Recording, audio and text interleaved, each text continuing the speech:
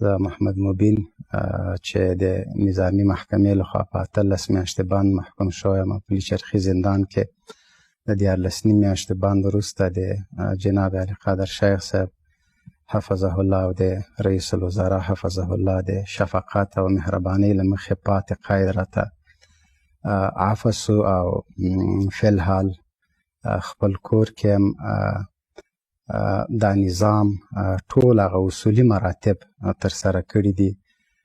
نظام زما عزت ده، نظام زما وقار ده، نظام زما جامه ده.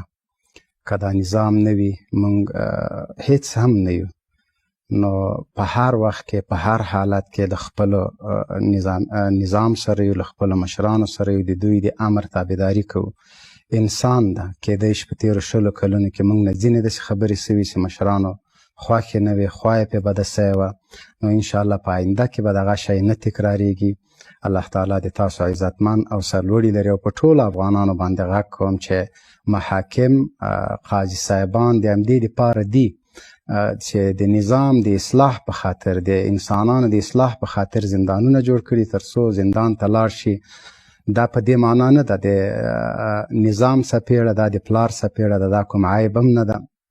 او الحمدلله په تیر 14 میاشتې قید کې یا موده کې ما سره نه کوم بد برخورد سوی ده. لکه یو ورور چې یو سړی په کور کې ساتي، د پلار مینه راکول سوې، د ورور مینه راکول سوې ده، د اولاد مینه راکول سوې ده.